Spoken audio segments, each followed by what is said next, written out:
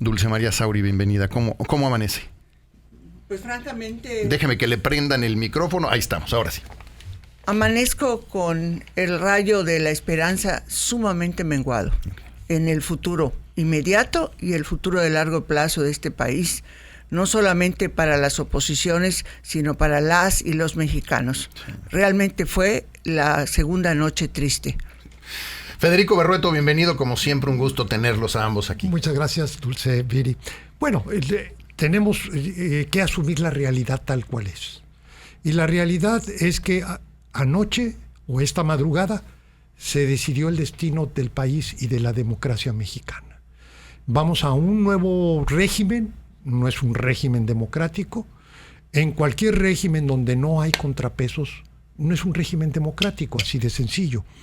Y el objetivo de la reforma al Poder Judicial Federal y a la Corte no es una reforma al sistema de justicia, es una reforma justamente a esa parte. Tiene un objetivo político, que es la concentración del poder, no nada más en un presidente, sino en un proyecto político particular. El diseño del conjunto de la reforma, por ejemplo, si pensamos que a través del voto popular, pues elige un buen juez, vamos a suponer ello. Primero, ¿cómo se construyen las candidaturas? Va a ser muy difícil que haya un juez independiente. ¿Por qué? Porque quienes construyen las candidaturas pertenecen a una postura, a un partido, a una visión del país o a un interés político en particular. Pero supongamos que se cuela por ahí un buen juez. ¿Qué sucede? Que tú tienes un órgano disciplinario que impide que ese buen juez actúe con libertad. Ese buen juez se expone no nada más a perder el trabajo, incluso a una sanción corporal, es decir, de carácter penal, si no actúa de acuerdo a los intereses, porque además ese órgano opera con facultades discrecionales amplísimas. Entonces es una suerte de Santa Inquisición, ni más ni menos. Entonces se pierde el supuesto necesario para que haya justicia, que es la independencia del juez. Dulce María, tratar de entender lo que significó, platicábamos hace un momento con Ivonne Ortega, de que aparentemente retenido senador, el significado, que el sistema, que el poder retenga a alguien durante un momento para provocar un resultado, es algo que va más allá del bien y del mal, quiero suponer. Pero ¿qué significa para ti, que has sido presidenta de la Cámara de Diputados y que entiendes muy bien estos temas? Bueno, a ver, en una sola frase. Esto lo único que nos muestra es lo que nos espera. Si a una persona que tiene fuero constitucional, como es el senador de Barrera, Campeche, sí. No hubo una instrucción inmediata del presidente del Senado a la coordinación jurídica para salir de inmediato al estado de Campeche para entrevistarse con el senador y garantizar que estaba bien. ¿Eso debió haber sucedido? Eso es lo que a mí me tocó hacer en varias ocasiones cuando diputados tuvieron problemas, inclusive uno que fue detenido en una situación que derivó después en una sentencia por pederastia. Fue el jurídico a la Fiscalía de la Ciudad de México para proteger al legislador que tenía fuero. O sea, la responsabilidad del presidente en este momento del Senado o de la Cámara de Diputados es velar por el fuero constitucional de los 500 y de los 128. ¿Verdad? Y esto no lo estoy hablando teóricamente, lo estoy hablando desde allá. ¿Verdad? ¿Qué le espera a los 41? ¿Verdad? O a los 42 que quedaron. ¿Verdad? Eso. ¿Ese es el significado? ¿Se vulneró? Se vulneró completamente. No solo es la separación de poderes, en el caso del judicial, que quedó claramente establecido el control del Ejecutivo sobre el Poder Judicial, sino en este caso, el control del aparato del Estado sobre cada uno de los legisladores en lo particular. A ver, ayer presenciamos en el caso del senador de Campeche la razón misma de la existencia del fuero. Es decir, no detener el tránsito de una persona cuando va a ejercer su obligación constitucional de participar en la asamblea y votar. Esa es la razón, así, vamos a decir, más sencilla, más cruda de exponer en relación al fuero. Es la esencia, para eso existe. Para eso existe. Entonces, ayer la noche triste no solo fue la subordinación, el control sobre el Poder Judicial, sino además decir que con el Poder Legislativo se puede hacer lo que haya menester. Y fue a la mala en muchos sentidos, ¿no? Lo de los Yunes, ambos Yunes. ¿Cuál es tu opinión, Federico? Bueno, mira, creo que aquí hay sobre todo por los personajes, ¿no? El caso de Miguel Ángel Yunes Linares, una persona muy avesada, muy conocedora de las buenas y sobre todo de las malas artes del ejercicio de la política. Me queda claro que él vio una gran oportunidad para transitar, como lo ha hecho toda su vida, del lado donde está el dinero y los ganadores. Entonces, él seguramente en el cálculo que hizo, bueno, es momento que mis muchachos entiendan el nuevo momento del juego político y cómo vamos a mantener nosotros nuestros privilegios y nuestra vigencia. Y es producto de un acuerdo que hace el padre. Por eso él es el que va al inicio de la sesión. Nada de que estaba enfermo y cosas de ese tipo, fue una patraña. Pero aquí lo que estamos viendo es el nivel de degradación de la política. Esta situación de las denuncias y de, digamos, las acciones penales en contra de ellos ya se volvieron pretexto. Ya es una cuestión secundaria precisamente por este tipo de negociaciones que se están o que se dieron. El problema es el país al que vamos, tiene toda la razón Dulce. Y una cosa que no debemos olvidar, cómo trabajó la Fiscalía de la Ciudad de México en los tiempos de Claudia Sheinbaum. Recordemos que fueron por un fiscal a un estado vecino y lo aprendieron por una diferencia que se debió resolver en otro contexto. A través de la Fiscalía se espiaban a no nada más a los competidores de la acera de enfrente, también a los de al lado.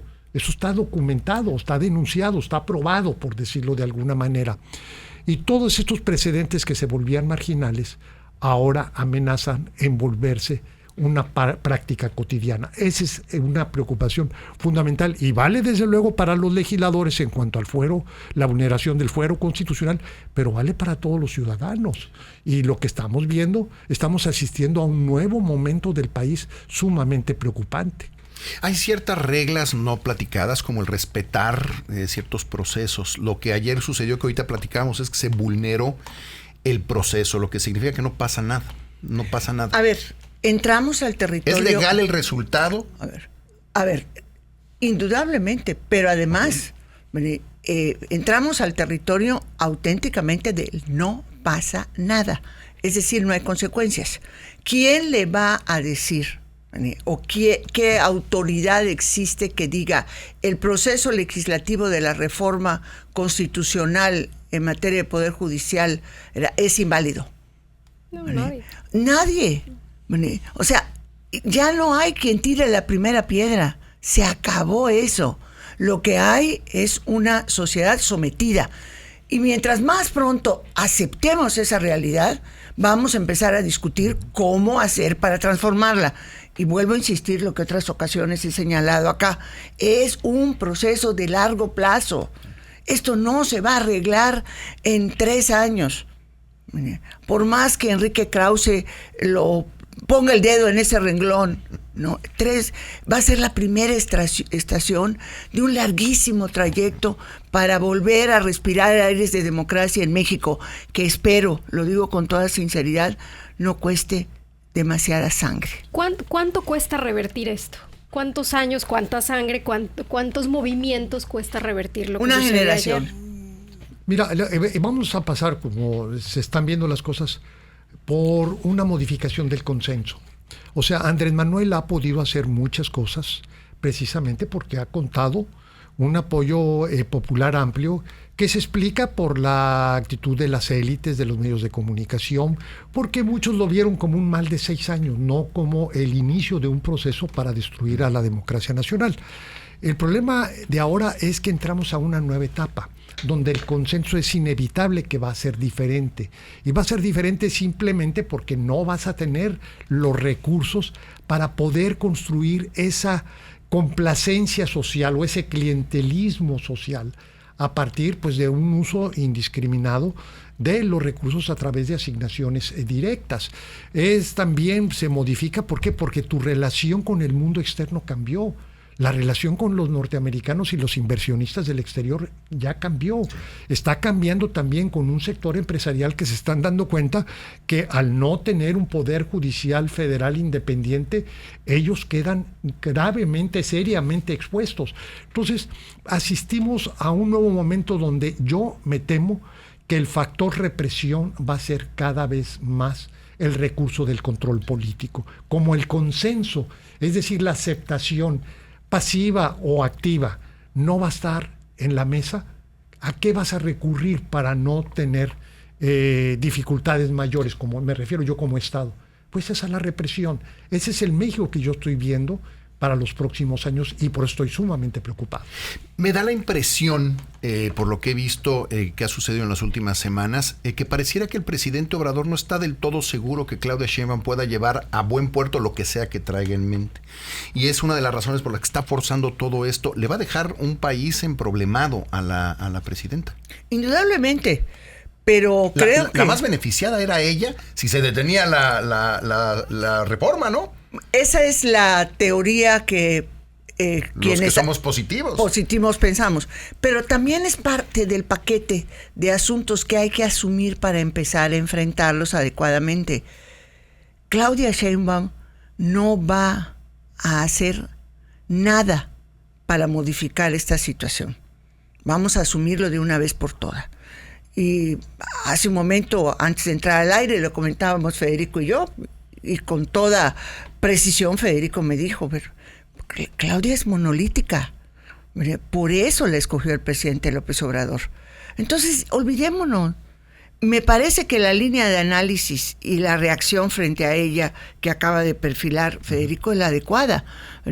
Es decir, va a continuar y el tema es el deterioro del consenso y Claudia Sheinbaum lo va a tener que enfrentar. ¿Qué instrumentos tenga Claudia Sheinbaum para enfrentar el deterioro del consenso? Creo que el ejemplo de los movimientos feministas en la Ciudad de México también nos da un indicador. Un indicador de decir, viene la represión y después trato de encontrar el acuerdo. Que eso era posible en los tiempos del priismo más duro de la década de los 50, de los 60. Primero reprimo a los ferrocarrileros y luego busco el control y el acuerdo con el sindicato. Primero reprimo el movimiento de médicos y después busco el consenso. Primero reprimo a los estudiantes y luego les doy el voto a los jóvenes a partir de los 18 años y los coopto para que entren a la política por el lado del PRI.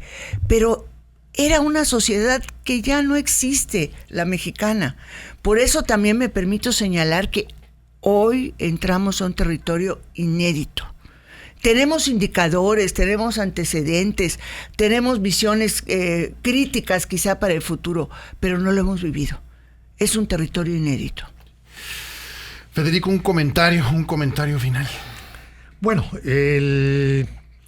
vivimos una suerte, digamos, de trauma, no a partir de una posición política partidista o una posición ideológica, no.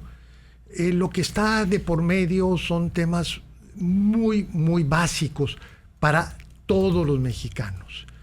Y lo que sucedió el día de esta madrugada, más bien de ayer o de esta madrugada, es verdaderamente un precedente del México, de lo que es la construcción del edificio autoritario que desplaza al edificio democrático.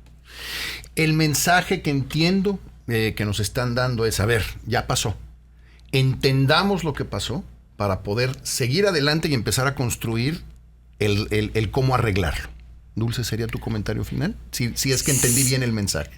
A ver, no entendamos lo que pasó solamente, aceptemos lo que viene. Exactamente. Para Ok, poderlo enfrentar.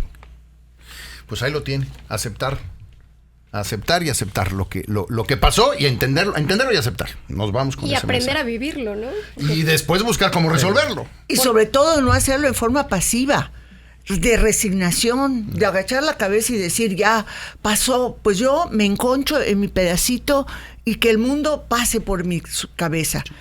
No vayamos a sorprendernos después de que el mundo ese que queríamos que pasara por encima, lo tenemos adentro de nuestra casa. 8 de la mañana con 23 minutos, Dulce María Sauri, hay que seguirla, por favor, le recomiendo mucho que lo haga, le pone Dulce Sauri en cualquier red social y ahí la va a encontrar. Dulce, siempre es un gusto escucharte. Gracias, buenos días. Federico Berrueto, usted lo conoce muy bien también, hay que seguirlo, @Berrueto es como se le sigue, B grande desde luego. Federico, siempre agradecidos por tu visita. Muchas gracias. Dulce. 8 de la mañana con 23. Hacemos una pausa y regresamos. Venimos.